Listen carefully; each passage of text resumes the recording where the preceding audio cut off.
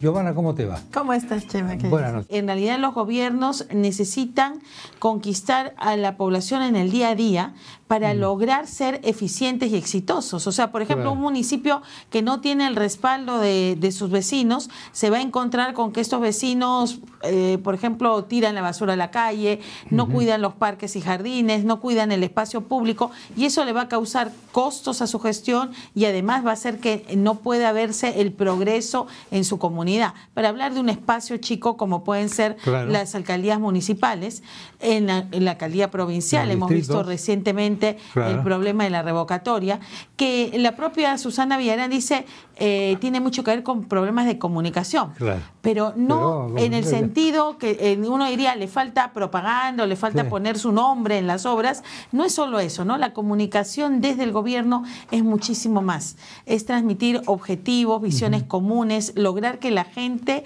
se compre un propósito, ¿no es cierto? Y diga, sí, voy a esperar a que determinadas medidas que pueden ser costosas o que pueden ser, digamos, incluso molestas al inicio, sabiendo que va a haber un beneficio posterior. Terminen respaldando. Porque, ¿no? Claro, gobernar es casi sinónimo de comunicar. Exacto. Comunicar es gobernar de alguna manera. Claro, nadie puede gobernar sin comunicar. Claro. No o sea, digamos, no podemos reducir no tampoco. Es lo mismo, como idea, pero es de dos caras de una moneda. Exacto.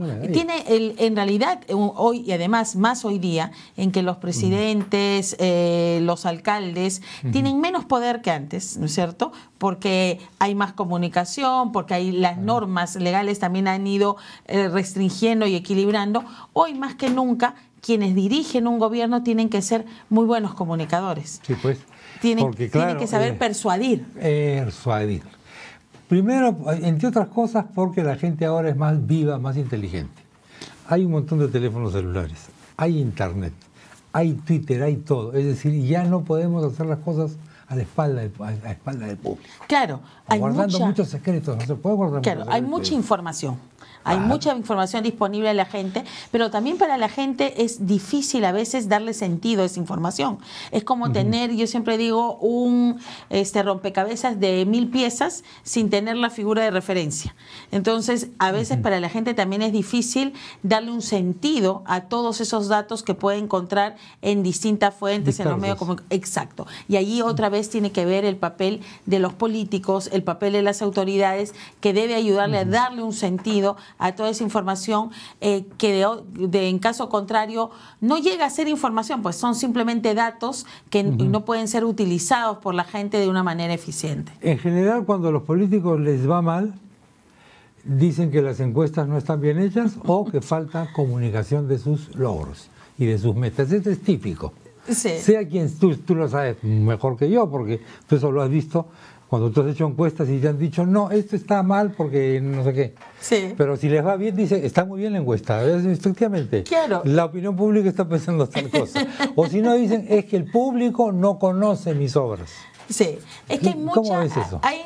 Hay mucha incapacidad, digamos, a veces en los políticos para leer adecuadamente las cifras. Es más, en muchos procesos electorales terminan ellos mismos, ¿no es cierto?, pensando que la contienda es contra las encuestas. Sí, pues. Cuando en realidad las encuestas son simplemente una forma de acercarse al conocimiento de la opinión pública, y a veces en esta forma de acercarse a la opinión pública se cree que es una fotografía de la opinión pública, y no es tan literal, digamos, es más compleja. Yo a veces digo es más una tomografía, porque una tomografía, nos tomamos una tomografía y no la miramos e identificamos qué tenemos. Tiene que haber un especialista que ayude. Que interprete. Exactamente, porque en la interpretación... Esos mensajes, esos colorcitos, esas flechitas, cositas blancas que te salen en el cerebro a partir de los 40 años de edad. Eso tiene que exacto. Tiene que haber la interpretación no es tan sencilla. Claro, exacto. La interpretación no es tan sencilla y muchas veces los errores que se le adjudican a los encuestadores no son errores de la técnica del recojo de la información, sino son errores de la interpretación. Exactamente, de la lectura. Y luego el otro fenómeno de siempre la gente, los periodistas se quejan de que la gente no conoce mis obras, pero a veces uno mismo es el que comunica, ¿no? Mi persona es la que comunica, más allá de mis obras, ¿no? Exacto, la comunicación no es solamente también lo que hablamos, ¿no es cierto? Es lo que hacemos. Entonces, por ejemplo, uno puede agarrar y decir, soy honrado, ¿no es cierto? Pero por decirlo, la gente no lo va a creer o no lo va a asumir o no lo va a recibir. O sea, ¿qué cosa es lo que tiene que ver? Es transparente, da información, se reúne con la gente. Sí, pues. Son una serie de hechos que van a terminar comunicando o no. Yo siempre digo, o sea, es una mezcla entre fondo y forma. Porque ambas cosas tienen que estar vinculadas, ¿no? Porque, por ejemplo, uno podría imaginarse a Gandhi vestido con un terno inglés, ¿no es cierto?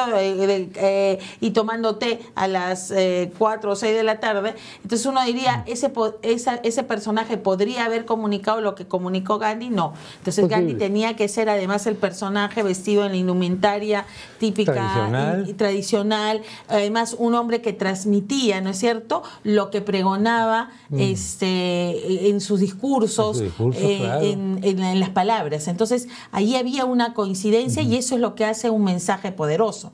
Cuando por un lado se dice una cosa y por el otro lado se hace otra, ahí se pierde potencia en el mensaje. Y eso le pasa a muchísimos políticos que creen que es solamente hablar. Sí. Hablo bien o me dicen, exacto, soy el rey de la oratoria. ¿A dónde va usted, señor candidato? Bueno, voy a tal sitio. Yo le cuento lo que va a decir ahí, ¿eh? No, tranquilo, hable de la basura, de no sé qué, de no sé cuánto. Si cree que está bien informado de eso. Claro, indudablemente. Con unas sorpresas tremendas. Exacto, y la gente siente eso. La gente se da cuenta de eso. Exacto, e interpreta muy bien las cosas. Lo que pasa también, y aquí hay que tener en cuenta, es que en las elecciones, ¿no es cierto?, puede ganar el mal menor. Generalmente votas en contra. Claro. Entonces, ¿por qué alguien tiene que ganar? Porque uno no puede declarar desierta una elección, ¿no es cierto? Y entonces, ante la constatación de que alguien tiene que ser elegido, terminan a veces eligiendo personas que no realmente lo satisfacen totalmente. Entonces, ahí viene el periodo de gobierno. Para evitar el llamado mal mayor, para evitar Exacto. Y entonces ahí viene un periodo cuando uno llega al poder con 30%, con 32%, una de sus principales obligaciones es ampliar su base de respaldo para que no les pase pues revogatorias, ¿no es cierto?, pedidos de vacancia, para que no se genere lo que conocemos como falta de gobernabilidad. Exactamente. Y a veces muchos políticos que son, decimos, muy buenos candidatos. ¿Por qué? ¿Qué pasa? Una vez que llegan al gobierno, se olvidan del contacto con la gente, se olvida que tienen que seguir persuadiendo a la gente, porque no puedes agarrar toda la vida coercionar, ¿no es cierto? Poner multas, poner sanciones, poner castigos, sino la democracia. No puedes gobernar solo con eso. Exacto. No puedes. Eso es una parte del gobierno, pero quizás no la más importante. No, sobre todo en las democracias. La democracia es más persuasión y un poco de coerción. Claro. Te exploto hablando de la coyuntura. Perfecto. La caída de la popularidad del presidente. Al momento en que nos acercamos hacia el año número 2, ¿por qué ocurre? Bueno, yo creo que primero hay que señalar que todavía es una aprobación alta sí. en relación a lo que han pasado Toledo o Alan García, ¿no es cierto? O sea, ahí hay que reconocer ese tema. ¿Qué ha ocurrido, digamos, para explicar esta situación? Por un lado, hay que señalar que ha aparecido un elemento que le ha dado, digamos, preponderancia a Alan García, ¿no es cierto?, que ha entrado con un discurso opositor que durante los 2 primeros años prácticamente el gobierno no ha tenido a nadie enfrente en ningún sentido, ¿no es cierto? O sea, no ha sido como Toledo, que tuvo a Alan García, ni como Alan García, que tuvo Humala. Humala no tiene al frente a alguien, no ha tenido al frente a alguien así. Un contestatario, sí, de ese tipo. Porque el aprismo estuvo más bien con un perfil bajo, parece más bien activado por todos estos temas de la mega comisión, y han entrado además con una serie de elementos que se han juntado. Uno, el tema del gobierno venezolano, el apoyo a Maduro, que además unido a este tema de la posible compra de la refinería. Exacto, en Repsol, genera otra vez o activa ese temor, ¿no es cierto?, que en algún momento llevó a que la gente prefiriera, o bueno, un sector de la población prefiriera votar por Alan García que por Ollanta-Humala. Exactamente, que por eso gana Alan García con este famoso voto en contra que tú dices. Exacto. O sea, porque la política también consiste en activar temores, ¿no? Y en nuestro país es más fácil activar temores que activar entusiasmos. Claro. O sea, el miedo en una sociedad como la nuestra, que ha pasado tantas crisis, tantos problemas, ¿no es cierto?, que ha estado al borde del abismo, es más fácil de alimentarlo. Siendo esto así, ¿por qué se lanza el gobierno con esta cosa Repsol? Es una cosa medio rara. ¿Por qué? Porque el mismo día que el presidente del Consejo de Ministros está diciendo que no hay nada, sale la noticia que llega el presidente de Repsol a hablar con el presidente.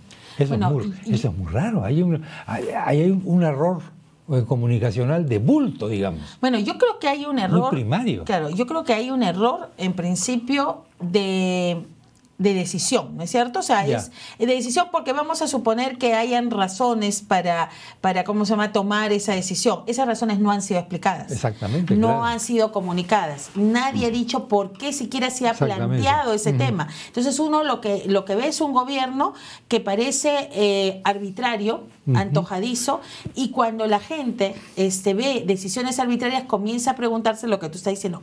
¿Cuál es el porqué? Y el porqué en una sociedad como la nuestra, donde maliciosa, el tema de la maliciosa, donde el tema de la corrupción, la plata, los negociados, exacto, y las cosas, se activan inmediatamente. Se activan inmediatamente y tienen un efecto negativo. Y entonces ahí lo que estamos sabiendo no es un error de comunicación, es un error de cómo decides tú plantear una medida. Claro. Que le pasó, por ejemplo, a Toledo también con el caso de Arequipa, ¿no es cierto? Egasa y Ejesur, donde agarró y decidió, hago primero y comunico después. Claro. Y entonces allí hay un error que se comete una y otra vez en los gobiernos. Y el otro tema es el tema de Nadine. Si es candidata, si no es candidata.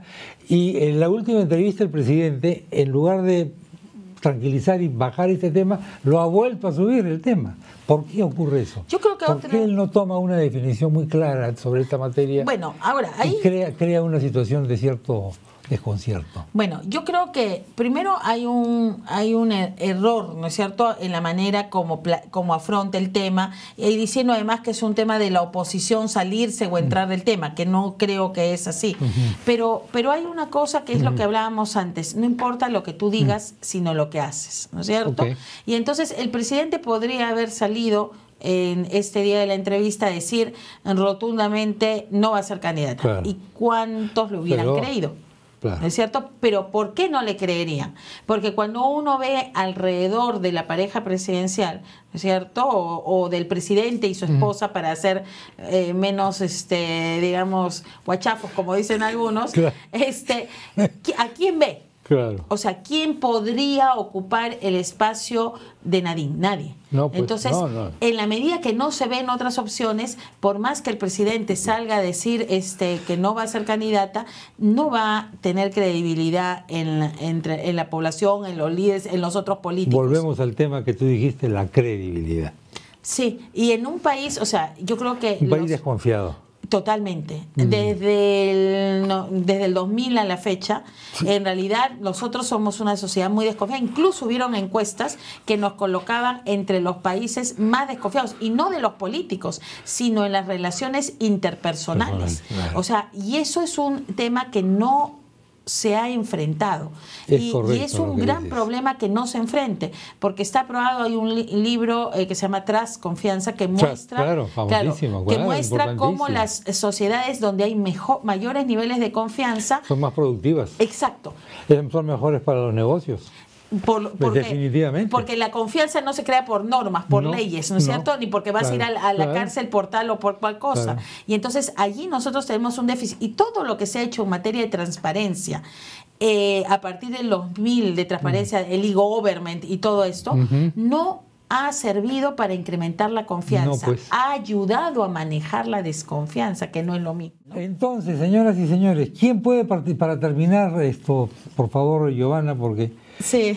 ¿Quién puede participar en este seminario? Este evento está dirigido a funcionarios públicos, municipales, del gobierno regional o del gobierno central. Está dirigido a todos aquellos también que les interesa conocer el tema de la comunicación en la política, que hacen programas para cambios de conducta social, ¿no es cierto?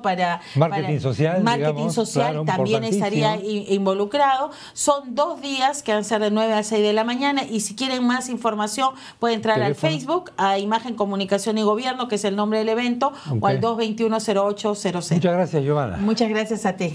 Muy amable.